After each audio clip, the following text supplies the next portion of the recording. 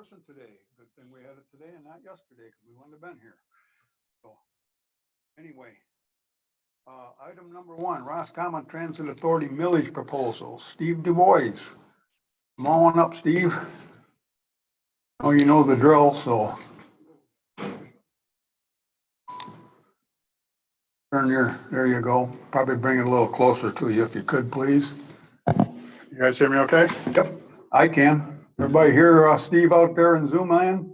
Everybody's on. Okay, good. Thank you. Well, I guess basically I'll start by what we're asking for in a millage proposal. Basically, we're asking for a 1 mil millage proposal for fiscal years 24 through 28, or calendar years rather, 24 through 28. So it's a December tax bill. That is a change from the current mill or half mill that we currently have. And the reasons for it basically are as follows. Kind of go through where we've got. So as you all know, in 2018, RCT started doing non-emergency medical transportation, both in county and out of county for medical reasons. Basically, were the only reasons. It's only for Roscommon County residents that we offered it for.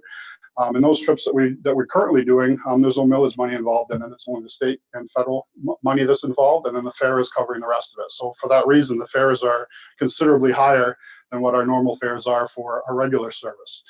We're actually calling it our premium service, and it is a premium service because we're going, beyond the county borders basically with those passengers. We're going as far as Ann Arbor, Traverse City, Detroit, Gaylord, pretty much everywhere, wherever the need is, basically.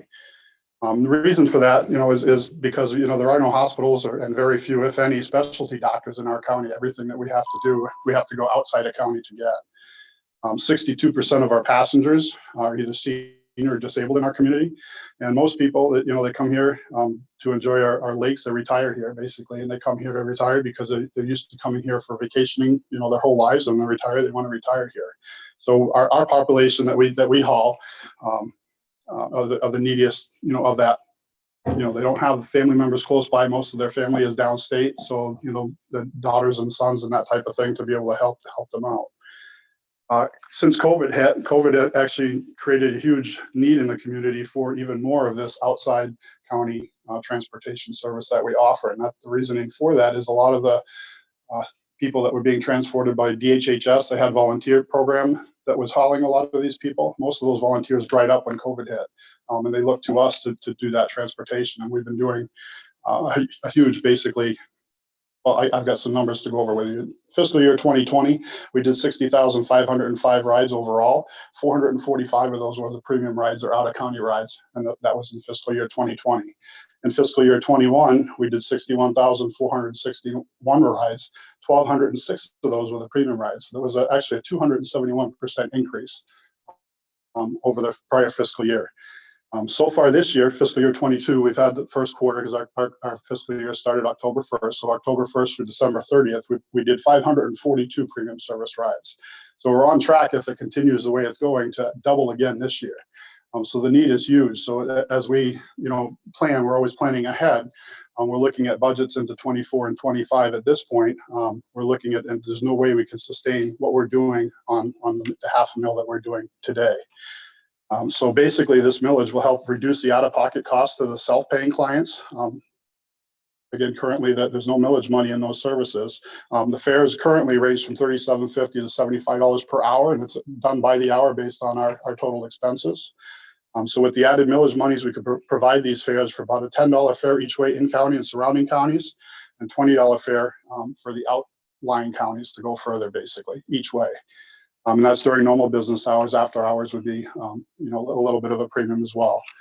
We've also gone to the LAC committee, which is our committee for transportation in the community, and told them, we don't really want to go to the taxpayers and want them to absorb it all. The ridership should absorb some of this as well for regular service. And basically their recommendation is that we raise fares, regular fares, from 75 cents to $1.50 fares to the $1, $2. So it'd be a $2 fare, and then the disabled and elderly would get the $1 fare, as opposed to the $1.50-75 that we're doing now. So the increase will also help combat the rising costs of labor, fuel, parts for the buses, insurance costs, as well as many other expenses we incur throughout the service. And then it will also allow us to continue to serve the community as we have been moving into the future with no reductions in the service that people expect that we offer today. Questions? Well, the outside county, these are all veterans, or they're disabled and veterans? It's available to everybody in the community. We do a high volume of veterans utilize this service. We do a huge amount with DHHS, which is some of them are veterans, some are just the needy in the community that require that service to go outside the community, outside the county to get it. It's not just veterans; it's the entire community. Okay. All right, and there is a cost. Correct. To them? Yes. Not to the veterans. Well, the veterans do pay for some of those rides, so we have a lot of partners in the community that do cover the fares for some of these. So the veterans do cover a lot of the fares for the veterans that ride our service, utilize those services. Same with DHHS, Medicaid, all that. They cover some of those fares as well. What I'm talking about too is we also have self-pays where the self-pay is out of pocket. This is where it's going to really make a difference for the people in the community themselves when they're having to pay out of pocket. And when we set that up, or you set that up, I should say, the veterans set that up, and it's a very good program. I'm all for it. How was that paid for the veterans? This comes out of our line item budget we've always transported veterans appointments. Okay. And we were having a hard time gaining people that would transport the veterans for the amount we're paying. And it put an additional burden on the office to try and do transportation where they weren't. Steve and his bunch are, that's what their expertise is transportation and getting people to where they need to go. And so we tried it out for a while, and it's just been a real good fit. That we still have the criteria that the veteran has to meet the financial requirements, but once they're referred to the transit authority, then they have a list of people, and then when those people call in, they get taken to their appointments. We haven't had a single complaint. It's worked out really good for all parties concerned, I believe. Was that your opinion too, Steve? Absolutely. And again, this is the veterans is real, in all honesty, the veterans is probably only about 10% of the people that we served in this. Okay. All right. They might have been one of the driving forces that started it, but it's really only a small percentage of what we do today. All right, but the veterans portion is covered by the Correct. veterans millage. That's what I was getting at.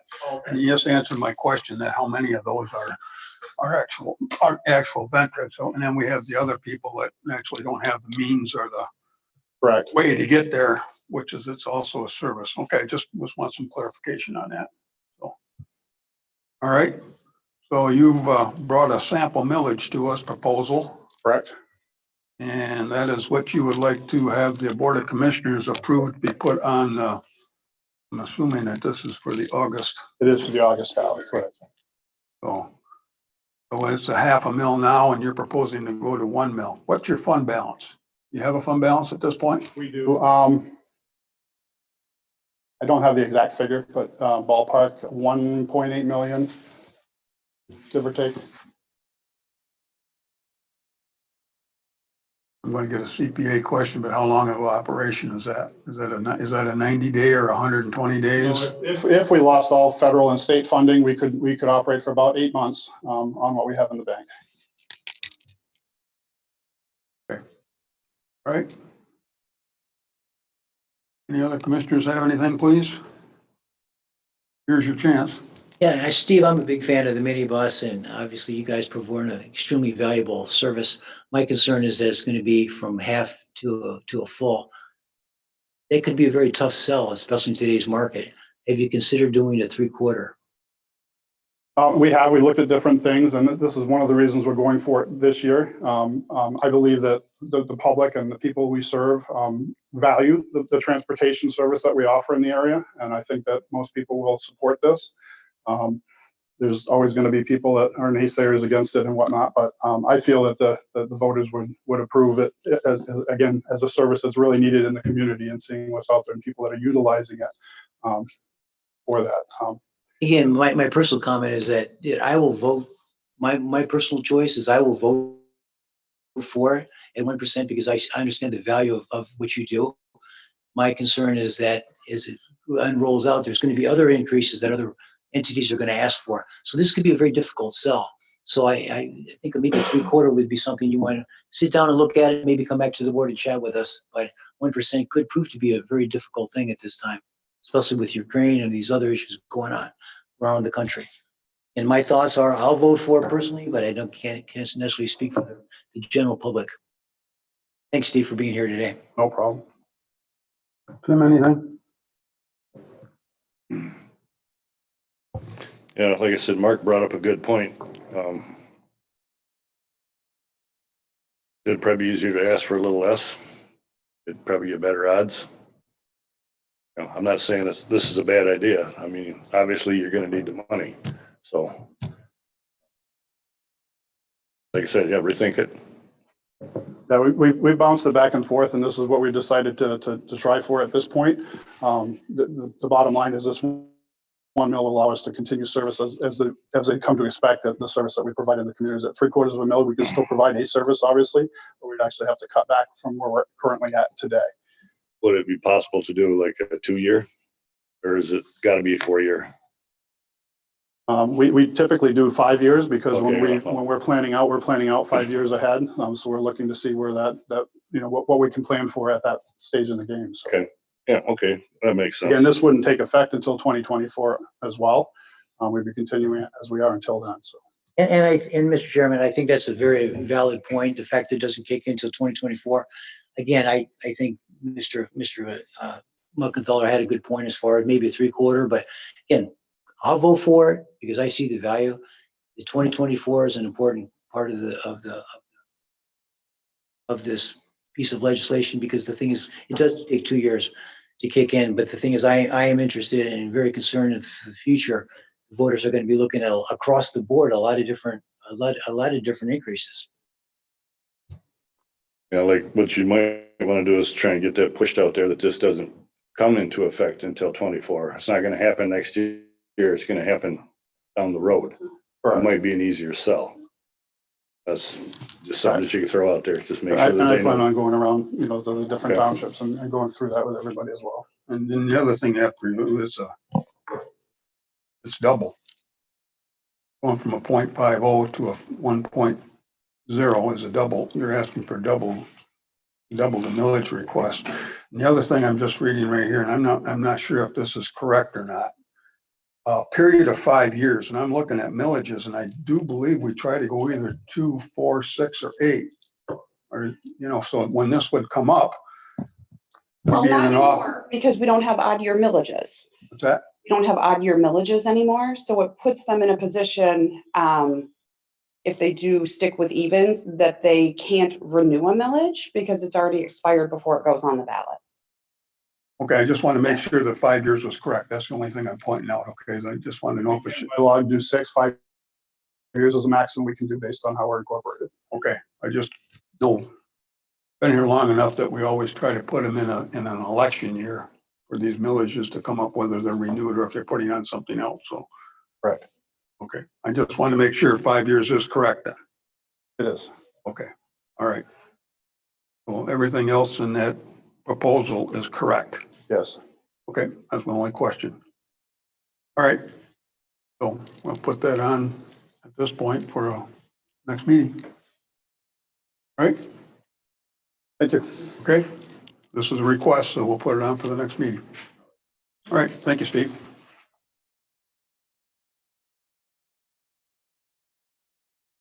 Okay, item number 2. Housing Department Annual Report. Laura had to cancel the day. Apparently she, what'd you say, made a ditch? Okay, all right. Item number 3, no fault auto insurance reform. Brian Harrison was going to be here today. And he's online. Okay, there he is. Good deal. All right, he is out there. All right. Brian, this is your formal presentation, sir. Good morning. Yeah, good morning, commissioners. Thank you so much. My apologies for not making the trip up in person this morning. I was concerned I would probably be too rushed, and given the roads, I deferred to joining on Zoom land today, as I think, Chairman, you describe it from time to time. Well, it's nice to have the capability to do this, Brian. Thank you. No, amen. And thank you guys for having it set up. Truly. It was certainly a big help to me personally today, just given the roads, and I'm glad to see everybody else made it there safely today as well. So and just as a follow-up to our public comment I made during the last Board of Commissioner meeting, again, thank you for having me back here today to simply share a little bit more and kind of have some question and answer regarding the challenges that we're currently facing as an industry, along with now working with those that have been involved in a significant car accident. I think when I was present for the board meeting last couple of weeks ago, I think I had asked if folks, you as commissioners or even folks in the audience, knew of anyone in the community that's been impacted in a catastrophic car accident. And I believe there was some positive head nodding and responses to that. And the reason I ask, or the reason we bring that up first, is it's typically not something that we find a lot of folks just in the busyness of day to day think about or I guess, yeah, just process unless they know someone maybe that's been impacted and had these challenges come up in their own lives. So as I alluded to, we as a home health care provider, we've been in business since 1997. We serve primarily Michigan, but also have offices in Arizona, Nevada, and Washington State. We do work with Medicare, Medicaid, VA, those following work accidents and those obviously following auto accidents, to get them back to a new normal and a baseline that hopefully that they were prior. In addition to that, we do also work with autism therapy and others as well. And so there's a myriad of different things that we do, and I'm blessed to be able to do that again across the state in about 20 so offices that we geographically have set up. Again, the reason I was coming to the commission meeting and getting in touch with you all is we've been working with the state legislature for about a year now and bringing some awareness to some of the unintended consequences of the 2019 Auto Insurance Reform Act, and namely the 45% price or reimbursement cut that was posed and passed by the state legislature that has been making it very difficult for us as a home healthcare provider who wasn't ever gouging or as an industry weren't really gouging that system to take that large of a price cut and remain operational and able to support those families that are dependent on home health care to remain in their homes. Like I said at the first meeting or the last meeting I was at, there's a lot of good things in that 2019 auto insurance reform law that we would not want to change. Things like now giving drivers choices to purchase different coverage limits that best suit their needs. Measures of utilization review, which is a medically accepted practice that most insurances use when managing individuals in their medical needs and claims, whether it's based on a stroke or a hip fracture or anything really.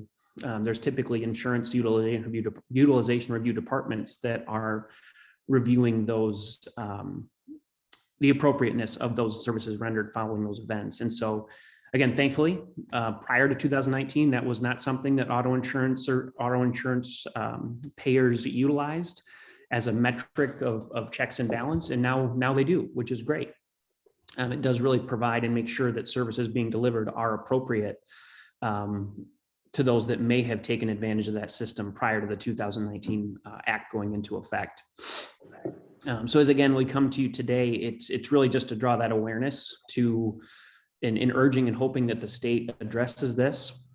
We do believe that there are high-level conversations happening kind of behind the scenes to figure out something that does make sense for home health care and other providers specifically who've been good actors, so to speak. But at the same time, we also find, being new to this process, the value of other local elected officials also sharing their support of needing to do something so that people again can remain in their homes following a car accident. So again, as an example, our bill rates prior to 2019 were on average around $30 an hour. We would send in a caregiver at $30 an hour and they would be paid 15 to 16. And on top of that, we have their taxes and payroll, as they're all W-2 employees for us. They're not contracted individuals. And then we also have the training and overhead expenses that go into managing those individuals doing such intimate work in the home with the claimant with pretty serious injuries at times. Again, whether that be a brain injury or spinal cord injury. And so at the end of the day, at any given point, we would probably, on average, would run a 5 to 10% profit margin when things were said and done. And so as we now look at that 45% reduction in that $30 an hour, that's taking our collected rate to around $16, again, on average. Our pricing was always the same regardless of the insurance carrier that we'd work with, meaning we would charge the same thing for somebody with a work-based injury or an auto-based injury. Just the marketplace was what it was. And again, we're finding it very, very difficult now to continue with a lot of this care. And again, are urging just the state to really address this and look at this. So again, as I might have alluded to in our first meeting, our ask isn't that the county necessarily take a stance on which direction the state should take in terms of do and support this bill, that bill, but more as a general recommendation or resolution that supports doing something that the 55% cut or a 55% of or a 45% reduction in a bill rate, given the timing, doesn't allow for folks to continue to receive care in the home. And I think I did send, I believe, to the clerk's office some of our even redacted explanation of benefit, sharing what those bill rates were, and then that 45% reduction. Again, so there is actual data and proof behind that, and not just us sharing something that might not be again proven. So that was one thing we learned early when working with the state, is the need to share data. I thought naively, well, gosh, if I just show what I know, maybe it'll be a quick fix. And here we are a year later, still working, and but thankful to be here as well. There has been one final thing I'll mention before I certainly would love any questions and dialogue. There was a bill that the House and Senate did pass at the end of the summer recess, which provides a $25 million appropriation fund to home health care providers and other industries serving these participants or these patrons that have been involved in auto accidents. Unfortunately, that appropriations process has been so thickened with different pieces of red tape and requirement. The timeline to get something resolved out of that, and I can go into further detail should that be of interest, the timeline to go through that process for providers working with real families and needing to pay real direct care workers, unfortunately doesn't seem to be of a benefit. It's a pretty staunch roadblock to get to any financial appropriated support. And so I did want to mention that. We do know that's out there, but again, for the few that have attempted to tap into that, they have been denied, given a lack of data, which specifically references not only the bills and the charges, services, cost associated with a bill that is being provided in question, or a reimbursement that's in question, but then also, I believe it's invoices for every single individual person that was provided care, regardless of payer, from the last year, also needs to be provided to the state for analysis before making a decision should a provider need to or qualify for an additional appropriated funds. So that task is a lofty one for providers, and given our challenges just paying staff what we need to pay them, let alone to take out a loan for an accounting process to again go through all those invoices to potentially submit for that. So so that's where I'll end it. Again, we're hoping that the board, you all would consider that resolution, just urging the state to act. We do believe it's a statewide issue, while not a typical county issue. Certainly does impact all the residents of Roscommon County, and even right now, anybody who still buys an unlimited auto insurance policy, myself included, on that medical portion. There's not a network really that would accept, unfortunately, that would accept an individual, given the reimbursement caps that are now mandated to providers. Okay. I'll we pause did off get my a- soapbox. Okay, we did get a copy of a template of, and it looks like this was, I don't know if this was passed by the Alger County. Was this supported by Alger County? Yes, Chairman, it has been. So there's been, let me pull it up real quick. We've had, that similar resolution has been supported by Alger, Sheboygan, Clare, Crawford, Oakland, Ogama, Oscoda counties collectively. Okay. And so, and I take it that your Roscommon County is the only one you're making, not the only one you've made presentations to. You're out to other counties too, correct? Yes, sir, that is correct. We've been, as I mentioned, I think in our previous meeting, our closest office through and serving Roscommon County is in Lake City, so in the greater Cadillac area. And so we have been primarily looking at the communities in which we serve and provide care for, as we again kind of look to blanket the state in our support of individuals needing our services. So we have presented to other counties, yes, as well. Okay, all right. I know this one said Alger County. I just wondered if you'd, and they did pass it, Alger, and the other counties? Yes, sir, they did. Yeah, and I can Okay. forward or re-forward if it's helpful, some of those additional resolutions that have been passed. No, I was just asking because I personally would like to do follow-ups with these other counties and so forth. I will have some contact with Clare County today, so I'll be talking to them about it and get their take on it, all right? Sure. No, Any other commissioner have any questions for Brian on this? And anything? One way or the other? Tim? Okay, well, Brian, at this point, we'll get with the other commissioners and we'll see which way we're gonna go on this thing, all right? okay. I really, again, All right. really appreciate the time and thank you guys again for allowing me to join electronically today. Again, All right. really appreciate it and looking forward to hearing from you.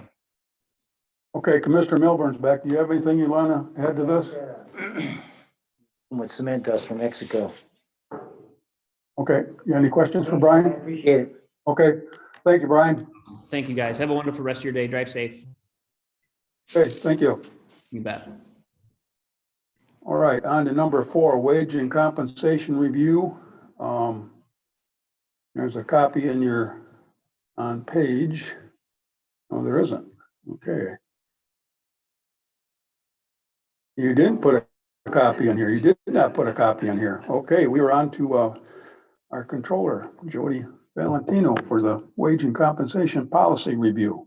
So it was brought to my attention that in the wage and compensation policy that was passed a few years ago, there is one sentence that I am not 100% sure we wanted to have in there, but it has caused some discrepancies in pay that need to be addressed. In speaking with department heads and elected officials from the administrative side, and obviously this is a non-union policy, and then in speaking with chief judge and court administrators on the court side, everybody is kind of in agreement that this is something that should be taken out of the policy.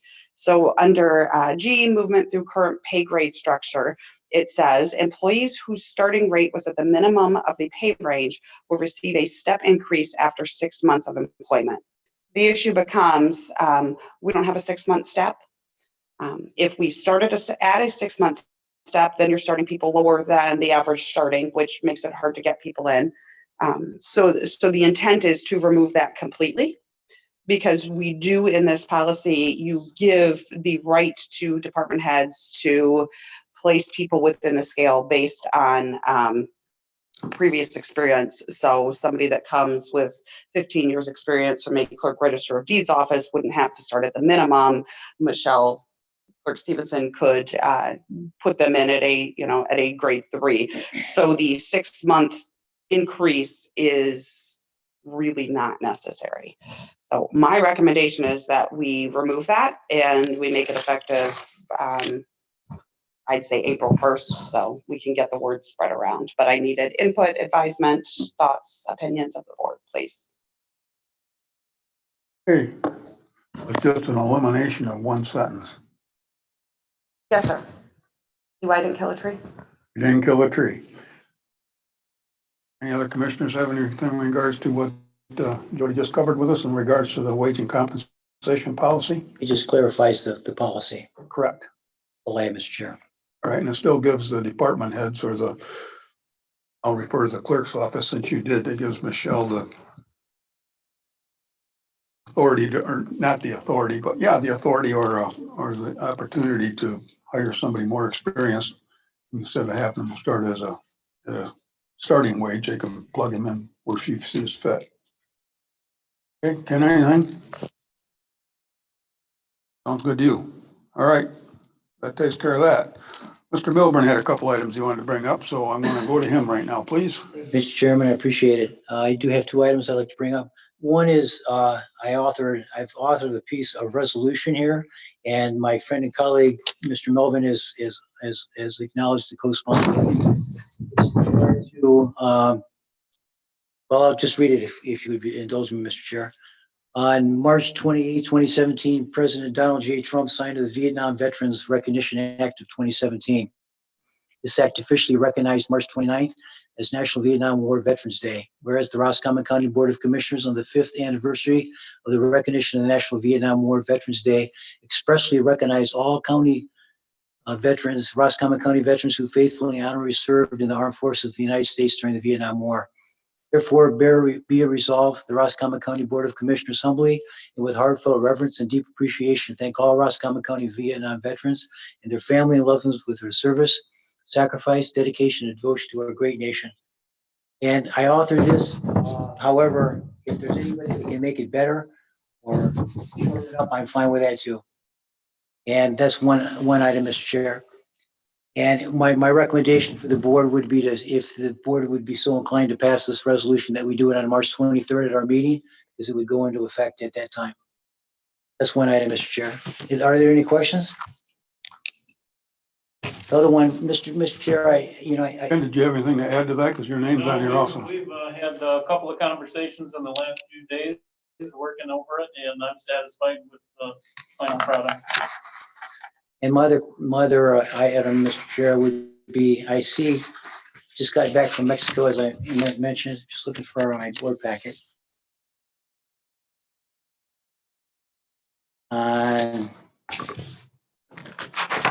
Motion number 3, to move to adopt resolution number 2022-0202, Golden Lake level delegation authority. My recommendation to the chairman and to the board would be to wait 2 more weeks. Mr. Russo is not here. Obviously, he had a scheduled vacation, and he's not here to vote on this important piece of legislation. And also, too, I think it would give the public an extra couple weeks to be able to weigh in and provide some additional information that could have an important impact on our decision. Just my recommendation, Mr. Chair. I appreciate it. Thank you. Any other commissioner want to weigh in on this? I think it'd be better if we did have the full board to do this. And like I said, Dave Russo is the person in charge of that lake control structure. So it'd be nice to have him here in case he needs to answer any questions. Okay. Ken, anything? We can discuss it when the motion comes up. Okay. My thoughts on it is, and I was quoted in the newspaper last week as saying that this is a big deal. This is a big deal. So I'll repeat that. I do think I do want to have everybody be able to weigh into this thing for public comment and so forth. Personally, I'm sitting on the fence on this because I don't think there's any other alternative. But at the same time, I have had some public questions in regards to where I'm sitting from, and I'm sitting over in a different district with a different lake. And I've had some questions, so I am a little bit concerned. I do know the Holt Lake Improvement Board is anticipating raising their assessment to their property owners in their assessed areas, and I believe that information came out last week. I'm not privy to that because I'm not into that, but in that area. But I do think we need to, as Mr. Milburn sometimes says, tap the brakes. Is that what you refer to sometimes? That would be an appropriate verbiage, Mr. Chair. And I understand what Commissioner Muckenthaler is talking about, that we have a full board here because this is something that is a tax increase. Let's face it, just like transit is a tax increase. The difference there is that the board would make a decision on the process of this special lake assessment, whereas the voters make a decision as far as the transit authorities. So at this point,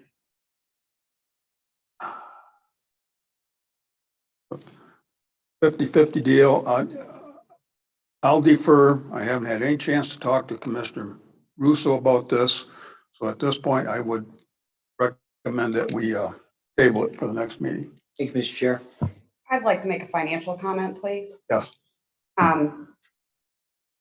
First part is non-financial. Commissioner Russo specifically told you that he didn't want this held up because we cannot move forward with repairs to the Holton Lake level control structure without this process going forward. You have plates that are temporarily in place, blocking gates that can't be there indefinitely. We only have till September under the permit. We've already extended the permit twice through Eagle. If you do not move forward with these special assessment districts, you have no funding to repair the Holton Lake level control structures. The longer you wait, the more chance you have of there being no steel plates and open gates flooding things behind you.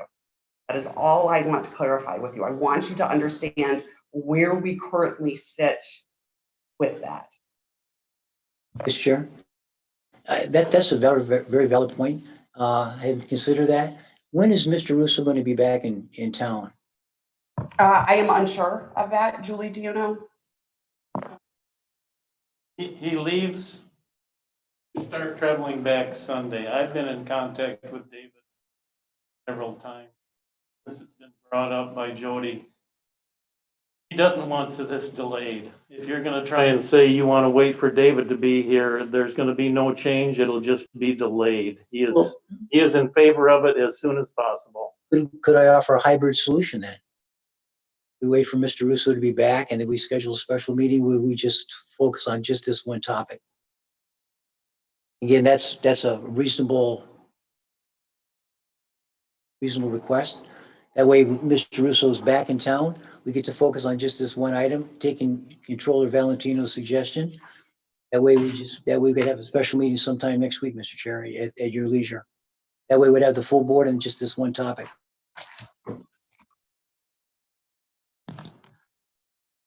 We could have it at 10 o'clock in the morning, which would be a reasonable time. Just this one topic.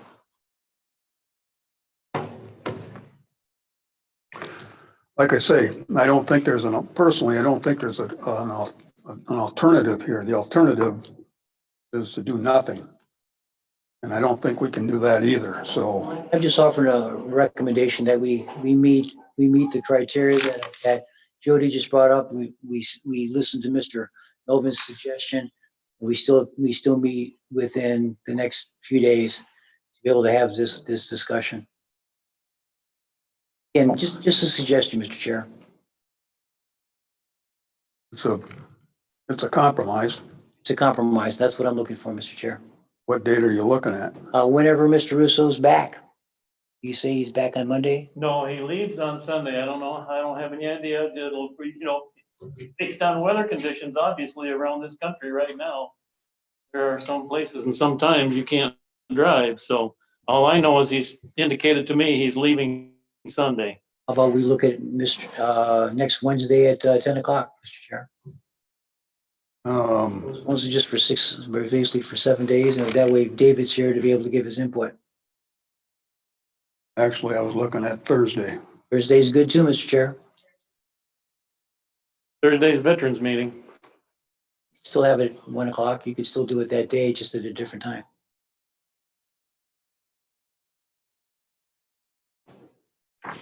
Well, actually, I could do it at 1 o'clock on Wednesday. 1 o'clock Wednesday is good for me, Mr. Chair. How does that hit your schedule, Tim? I should go make it. 10? 1 o'clock on Wednesday?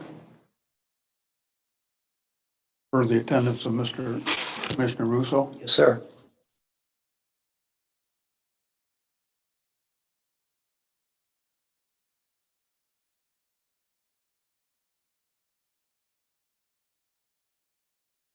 I think we should reiterate what you said earlier, Mr. Chair, in regard to the fact that this is one of the biggest decisions we'll probably make for the year, and it's important that we have a full board. Well, I agree with that part. I really don't think we have an alternative on this thing. Doing nothing is not an alternative. So that's my feeling. So we will call a special meeting at 1 o'clock on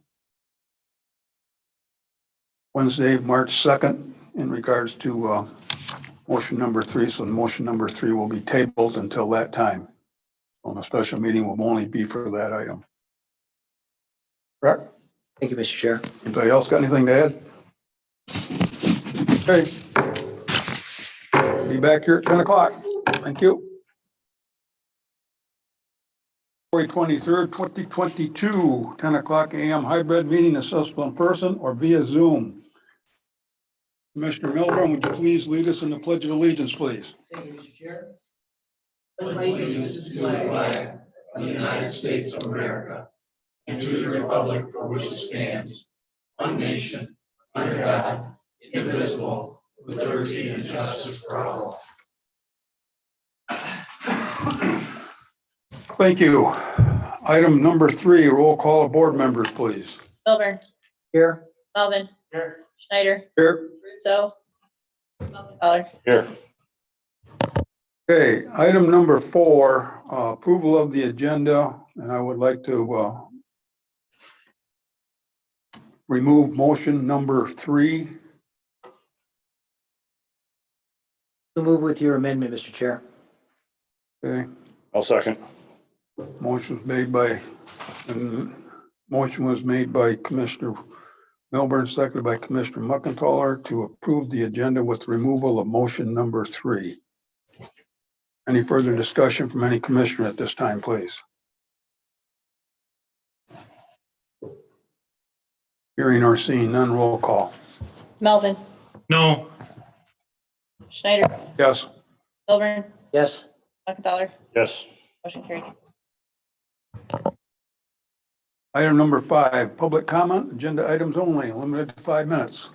Yes, sir. Eric Ostergen, come on up, sir.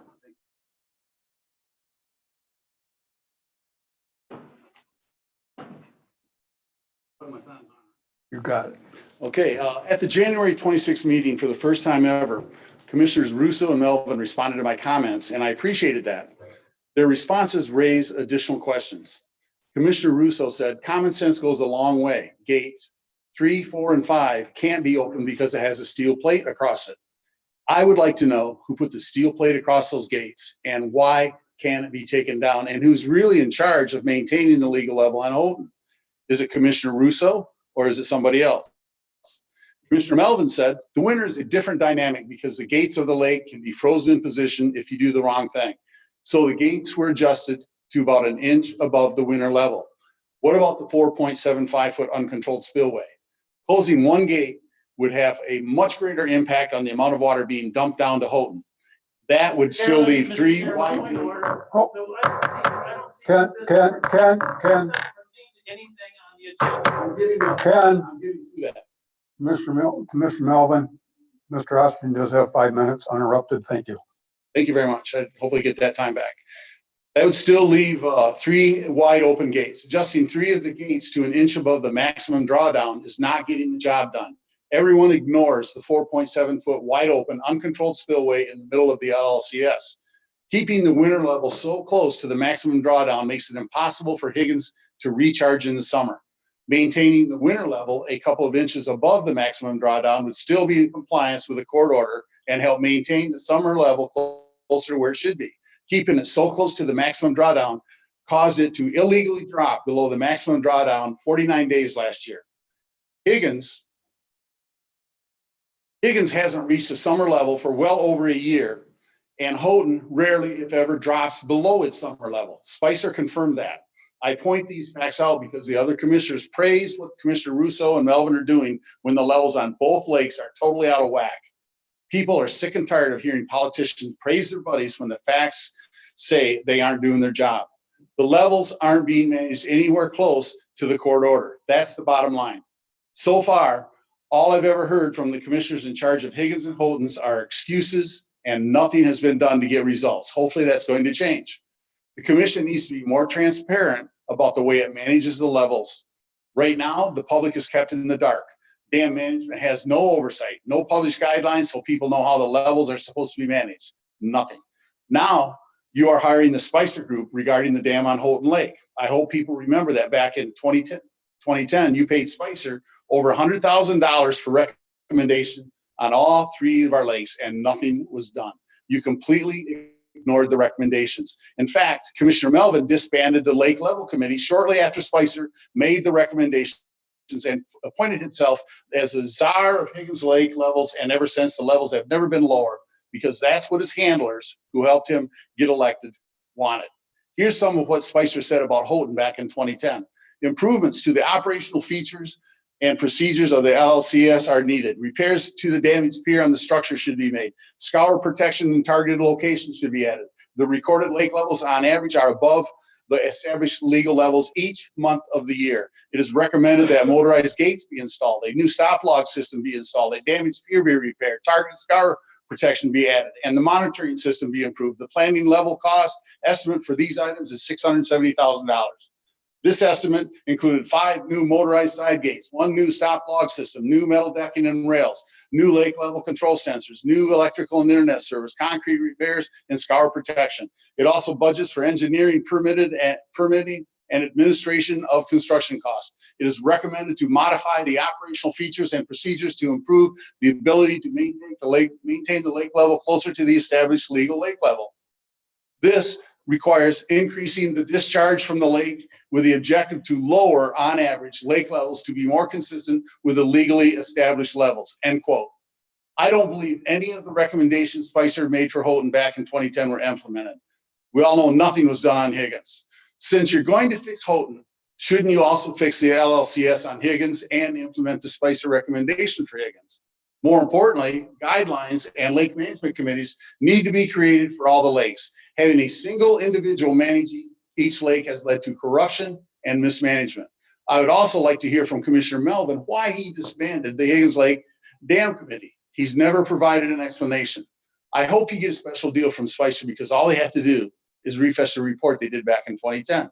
In conclusion, I'm glad to see that this committee is finally doing something about Houghton, and I support it.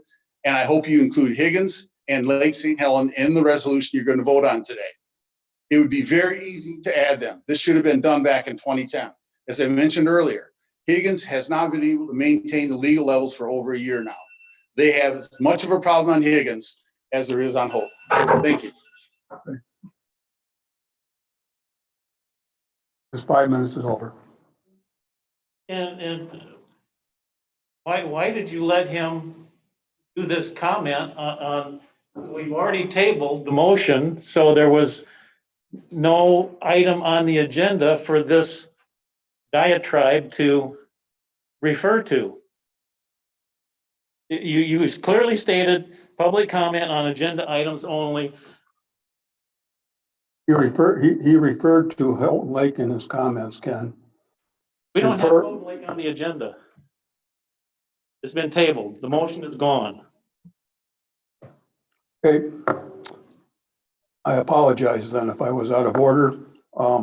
out of due respect for everybody here, I felt that I felt I was right in giving Mr. Ostrigen his 5 minutes, and I'll stand by that. And if I made a mistake, I made a mistake, and I apologize for that. All right?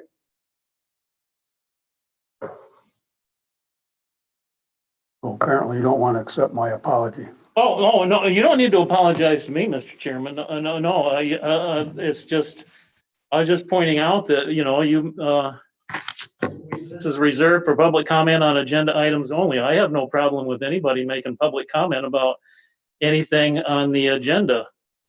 And at the end, the public comment is wide open for anything too. I have no problem with, that public comment either. I'm just saying, I was trying to point out that he was starting out and he continued and the whole thing was all about something that we're not even having on the agenda. Well, like I say, I don't think the whole thing was that way, but at the same time, public comment being agenda items only, there was parts in there that did refer to Holton Lake. And I agree, and you're correct that we did remove the motion number 3. So I stand corrected, all right?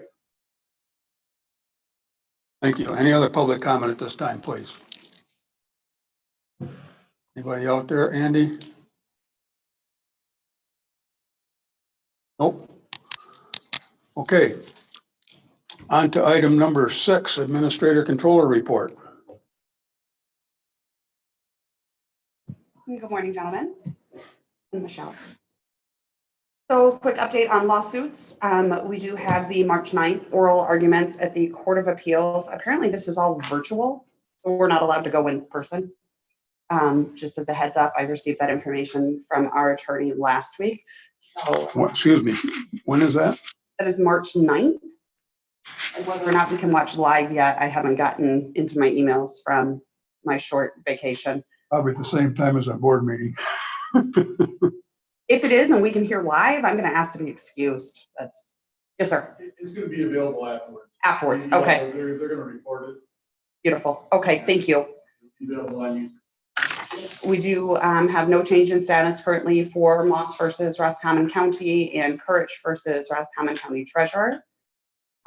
We are working with the state of Michigan now to submit information to finalize the next steps for application of the opiate suit payments. So it sounds like we should see our first application by the end of October of this year, our first payment for that.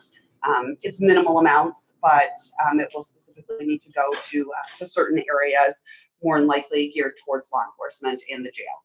So, which is the readings of that. The last one, our Poam Sheriff's Arbitration, the hearing is still scheduled on March 1st. We were approached by the Poam attorney through our attorney in regards to a potential agreement prior to. Sheriff and myself have been discussing with our attorney what that could look like on our end. And I will be talking with her later on this afternoon in regards to what she has heard back in the last few days.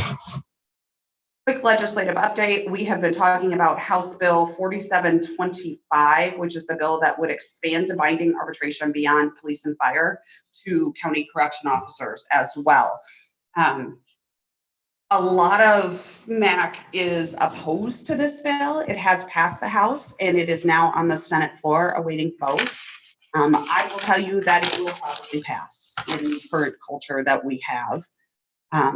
For our purposes as Roscommon County, our corrections and our sheriffs are together, and because our sheriffs are under binding arbitration, it's always carried over to corrections, so that threat of binding arbitration, as it has been put, is not something that we would see a difference in. The only way it would change is if the two unions split, basically. The governor's budget was released and it did call for a 10% increase to revenue sharing. 5% of that would be a statutory increase. And then the additional 5% would just be a one-time this year 5% increase. It wouldn't stay. It would just be that additional 5%. Of course, the state can always pull that back whenever they want to. So we'll see what happens there. It has not been a good 2 weeks for workers' compensation. At Roscommon County, we have had 4 employees who were injured. in 3 different departments. 2 do have missed time. They will all be well, be fine, recover, but it's just, that's a key indicator that we've got to tighten down, start reviewing some of our policies and procedures as well. We did have additional damage done to the juvenile detention facility by another youth, 17-year-old who is out of control. And of course, if he is not a harm to someone else or direct harm to himself, there is no intervention allowed unless it is a law enforcement officer.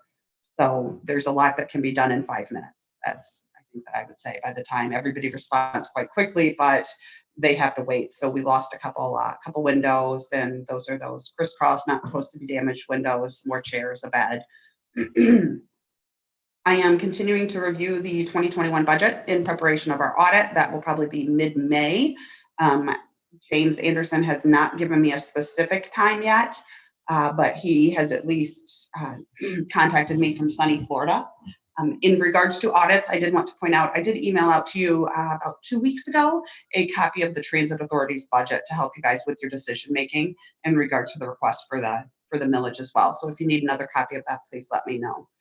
I'm working on the accruals for bills and payroll that have occurred in 2022 that will be credited to 2021.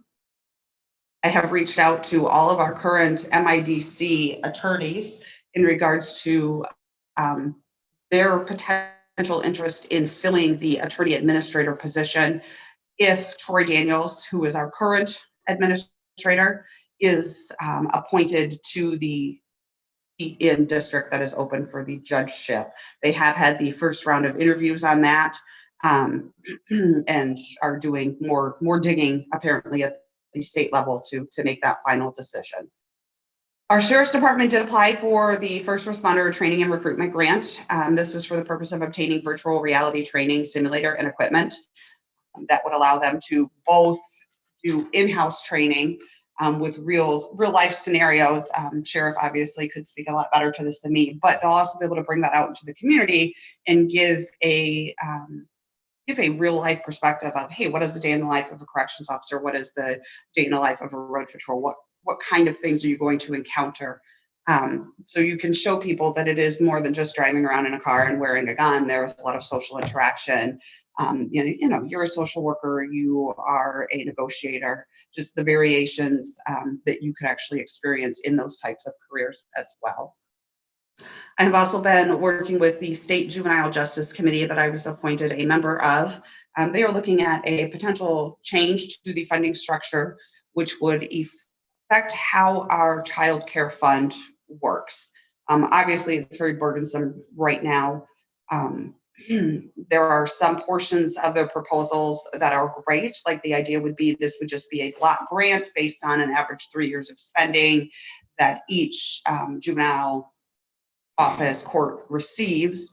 We would still obviously have our portion of that match as well, but there are caveats that have been added that youth who are then placed in facilities would no longer be the responsibility of the county. They would go to be state wards, which sounds great in action, but I think we learned probably 8 years ago that the state, A, doesn't always move as quickly as we would, and B, doesn't give the direct attention to those youth that a specific Roscommon County local government would provide to that.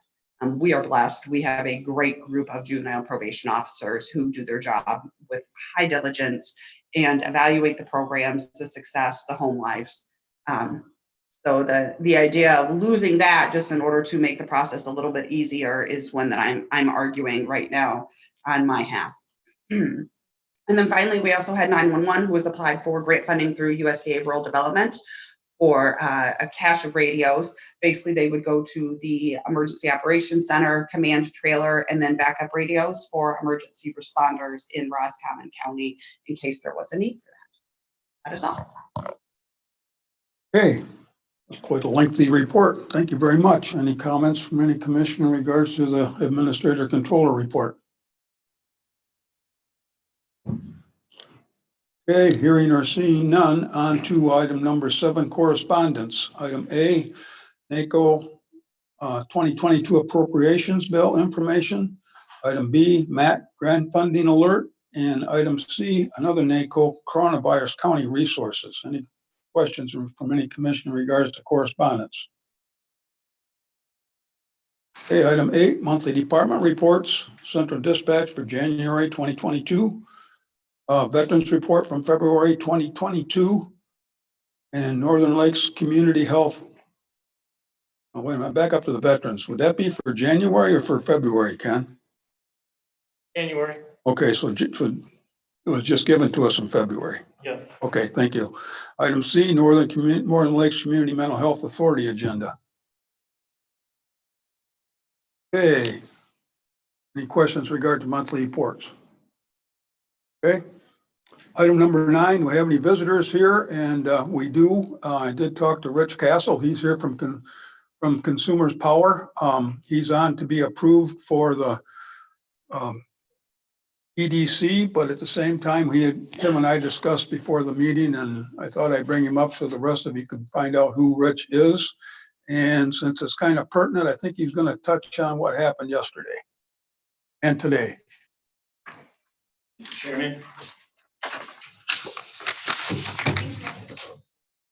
He said he'd keep it under 5 minutes. I will. So Rich Castle, Community Affairs Manager for Consumers Energy.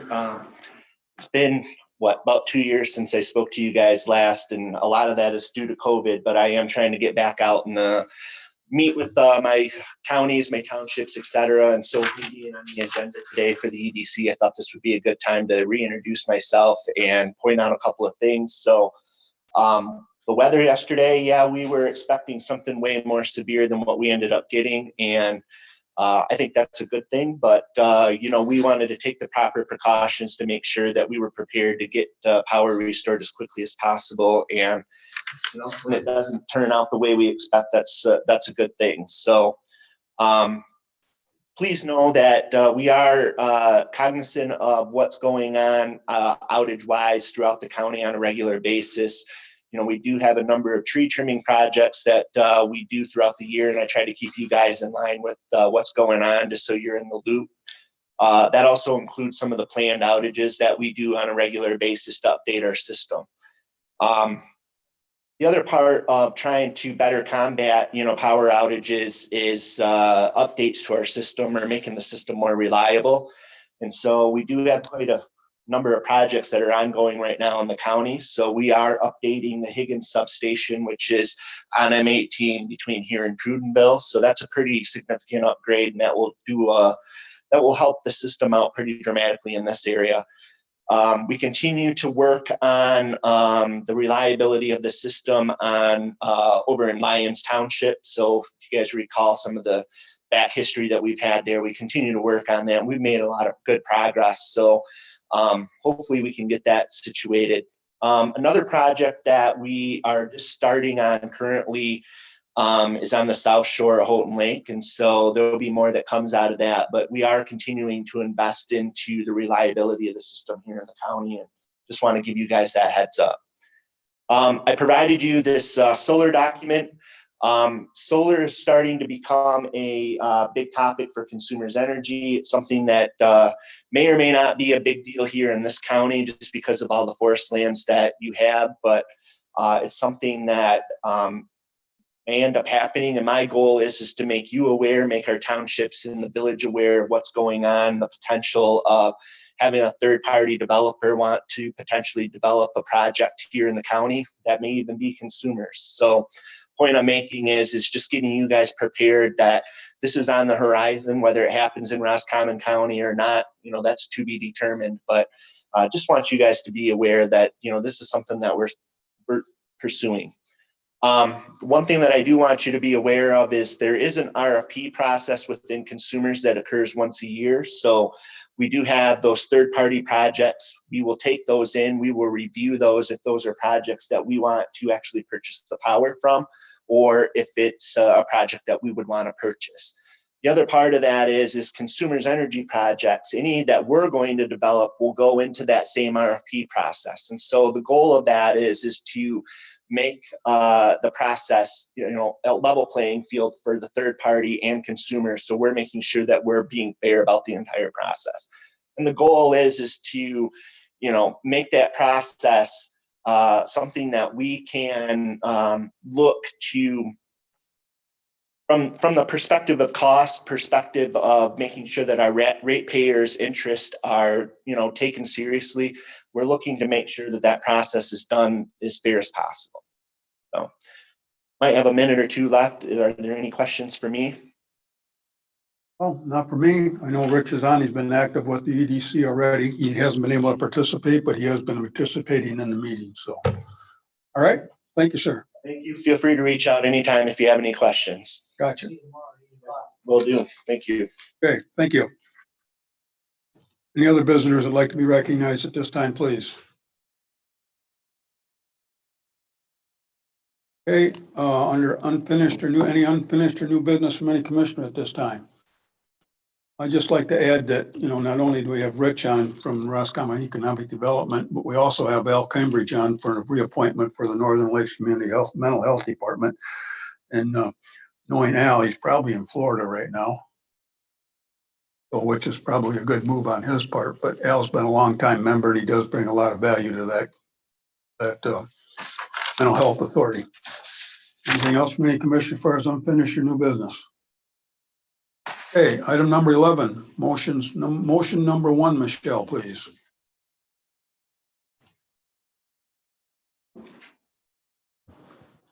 Move to reappoint Al Cambridge to the Northern Lakes Community Mental Health Authority Board for a 3-year term beginning April 1, 2022 through March 31, 2025. I'll make that motion.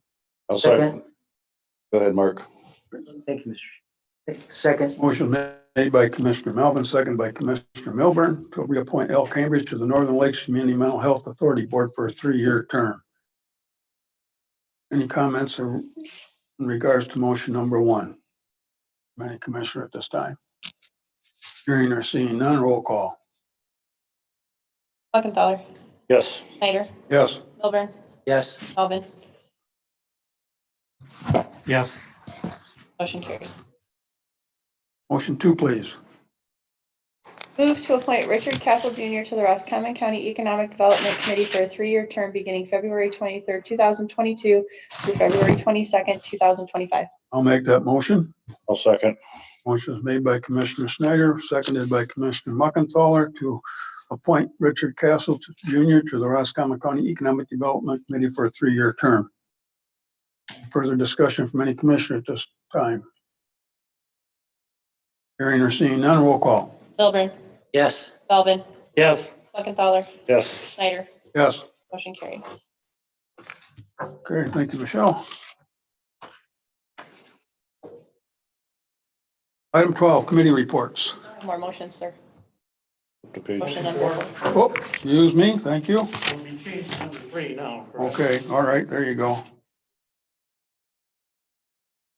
Okay. Oh, we got a number 4, number 5, and a number 6. Okay, go ahead. But we don't have a 3 anymore, so we should change those to 3, 4, and 5.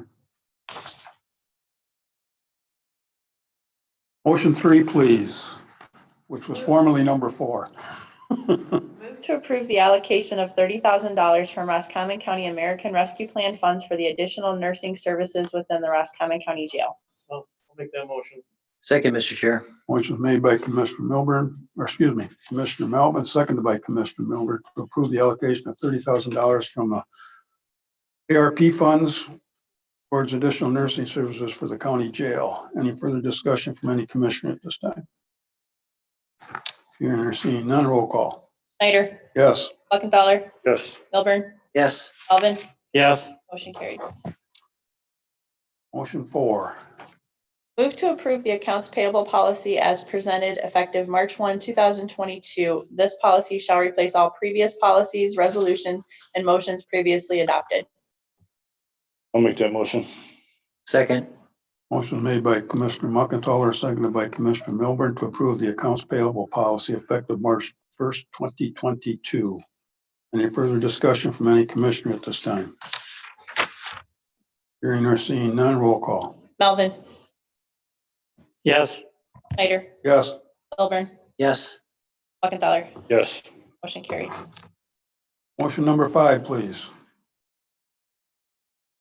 Move to authorize the additional job duty of remonumentation grant administrator to Allison Thompson Equalization effective with the 2022 grant cycle. Payment for position is limited to grant allowance of no more than 10% of annual grant award. Make that motion. Second it. Motion's made by Commissioner Melvin, seconded by Commissioner Snyder to authorize the additional job duty of remonumentation grant administrator to Allison Thompson Equalization effective for the 2022 grant cycle. Any further discussion from any commissioner at this time, please? Hearing or seeing none, roll call. Milburn, Yes. Muckenthaler, Yes. Snyder, Yes. Melvin. Yes. Motion carried. Okay. Thank you, Michelle. On to committee reports, item number 12. We can start that, sir. Okay, On the 9th, I had recycling and solid waste committees.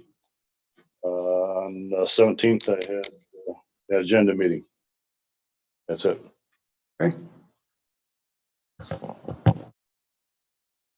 Mr. Milburn or Commissioner Melvin, which one you? NMCAA, COA. Okay. Mr. Melvin?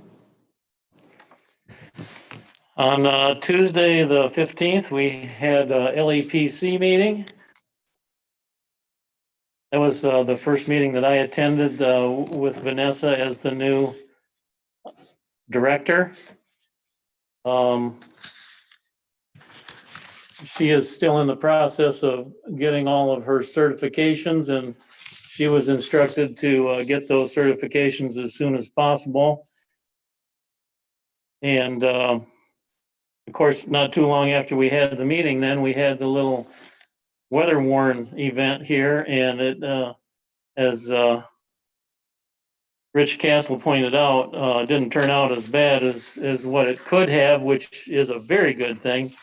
But I see as Vanessa's out there, I reached out to her a couple of times, and she responded in a timely manner, and I was very satisfied that she was aware and available and was watching the situation. And I think we have she had a good start, kind of like a trial by fire there, not as bad as it could have been, but very satisfied with her performance in our emergency situation with the potential ice storm. And then also I did the agenda for David and Bob on Thursday. Thursday, the 17th. Yes, and Steve is gone, but he pointed out during the LEPC meeting that starting April 1st, seatbelts must be worn on the minibus, Really? starting April 1st. All right. Ed, the Tim's report, you were at the agenda meeting too. I don't think Yes. did you bring it up? Yes, it Okay, I missed it. Okay, sorry about that. All right.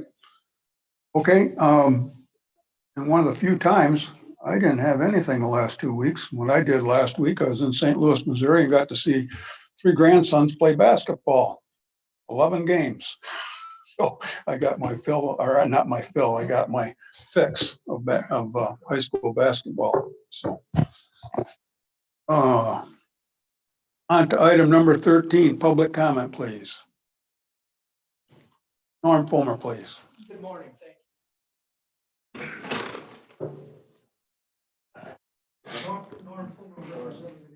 Norm. Here. Representing the Holt Lake Improvement Board, and I am seeking a little assistance from the county commissioners. You may or may not know that the Holt Lake Improvement Board is in the process of renewing their special assessment period from 2022 through 2026. There's been a lot of confusion with the proposed dam special assessment. So if you could, in your way, when you get questions, let people know that the two are unrelated. Because I've been getting a number of calls that said, you're gonna have a bunch of people there March 22nd, which is our hearing for our special assessment period. So the question comes up, what's this? It's a renewal. It's not an additional assessment. It's just a renewal of what we've done for the last. So if you could help clarify that in any way that you can, I'd be appreciative. Sought the help of the resorter to help us clarify that. Okay. Thank All you. right, thank you. Mr. Ostergen, Two cracks at her today. well, before you start, Yes. can I just say, I don't want to rehash what you said at the first time, and I did give you your 5 minutes with all due respect, so. But I have that, okay, thank you. I'm just saying, as this is, This won't take my minutes. thank you, that's what I was going to ask, but I didn't know how to ask I it. just worked this up just after Mr. Melvin made his comments. It certainly appears that Commissioner Melvin is sensitive to any disparaging remarks about his Higgins Lake level management skills. Why is that? What is he afraid of? Hearing from the public seems to be something he doesn't like. That's why our founders established our First Amendment, and it was first for a reason.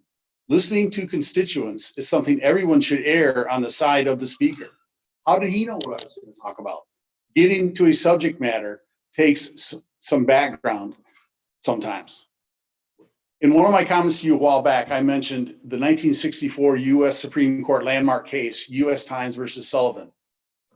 It involved freedom of speech protections in the First Amendment. In that opinion, Justice William Brennan Jr. said that public discussion is a public duty and that this should be a fundamental principle of the American government. Such discussion must be uninhibited, robust, and wide open, and it may well include vehement, caustic, and sometimes unpleasantly sharp attacks on government and public officials, end quote. I appreciate Commissioner Snyder allowing me to make my comments as the Houghton Lake Dam was on the agenda until it was withdrawn a couple of minutes before the public comments portion came up. That's why I traveled here today on the icy roads. And in support of Commissioner Snyder, his ruling was correct. Even if the Houghton Lake resolution was tabled, that subject certainly falls under unfinished business, which is also on the agenda. And it should have been able to be talked about. Higgins and Houghton are directly connected, and how the levels on Higgins are maintained directly impacts Houghton. Commissioner Melvin's objection shows his incapacity to understand that. He manages Higgins as if it were not connected to anything.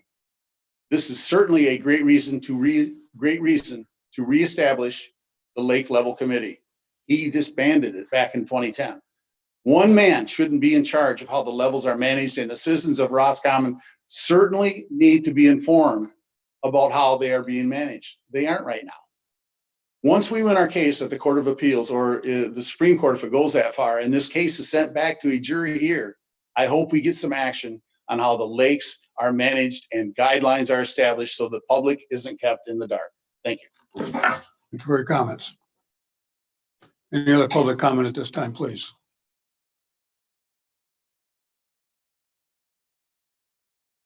Anybody out there? Andy? Nope. Okay. Item 14, adjournment, please. I'll second. Motion is made by Commissioner Milburn, seconded by Commissioner Muckenthaler to adjourn. All in favor, signify by saying aye.